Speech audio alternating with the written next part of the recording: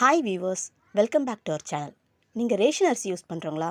இந்த வீடியோ பார்த்துட்டு யூஸ் பண்ணுங்கள். எப்போவுமே நாங்கள் ரேஷனில் அரிசி வாங்கி அதை ஊற வச்சு இட்லி மாவு அரைக்க யூஸ் பண்ணிப்போம். இந்த முறை நாங்கள் வாங்கின ரேஷன் அரிசி தான். இது பாருங்கள், நல்லா சுத்தமாக கல், மண், அழுக்கு, தூசி எதுவுமே இல்லாமல் நல்லா க்ளீனாக தான் இருக்குது. கொஞ்ச நாளாக நாங்கள் இந்த ரேஷன் அரிசியில் ஒன்று கவனித்தேன்.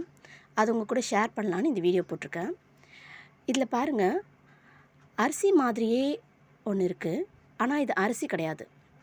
இது பார்க்க நல்லா அரிசி மாதிரியே தான் இருக்குது. புழுங்கல் அரிசி எடுத்தோம்னா அதில் மங்கலான கலரில் அரிசி மாதிரியே இருக்குது. பச்சரிசி எடுத்தோம்னா நல்ல வெள்ளை கலரில் பச்சரிசி மாதிரியே தான் இருக்குது. ஆனால் இது அரிசி கிடையாது. நான் உங்களுக்கு அரிசியும் அரிசி மாதிரி இருக்க அதே பொருளை கம்பேர் பண்ணி காட்டுறேன் பாருங்கள். நம்மளுக்கு இதில் நல்லா வித்தியாசம் தெரியுது. ஆனால் அது அரிசியோடு கலந்துருக்கும் போது நம்மளால் கண்டுபிடிக்க முடியல. இது என்ன பொருள், இதில் என்ன கலந்துருக்கு, இது சாப்பிடக்கூடியதுனா என்னன்னு தெரியல. நான் 1 கிலோ அரிசி எடுத்ததில் இது பாருங்கள் இவ்வளோ இருக்குது. இது நம்ம உடம்புக்கு நல்லதா கெட்டதா என்னன்னு தெரியல.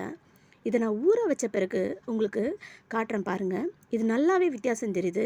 அரிசியை விட நல்லா பெருசாக ஊறியிருக்கு. இது அழுத்தினோம்னா மாவு மாதிரி கரைஞ்சி போகுது. இது நல்லா பாருங்கள், மாவு மாதிரி கரைஞ்சி போகுது. இது என்ன மாதிரியான மாவு, இது எதுக்கு அரிசியில் கலந்துருக்காங்க ஒன்றும் புரியல. இதை யூஸ் பண்ணும்போது மக்கள் இதெல்லாத்தையும் எடுத்துகிட்டு தனியாக க்ளீன் பண்ணிவிட்டு நீங்கள் அரிசியை மட்டும் ஊற வச்சு யூஸ் பண்ணிக்கோங்க. சுத்தமான சுகாதாரமான உணவை சாப்பிடுங்க. தேங்க்ஸ் ஃபார் வாட்சிங் மை வீடியோ.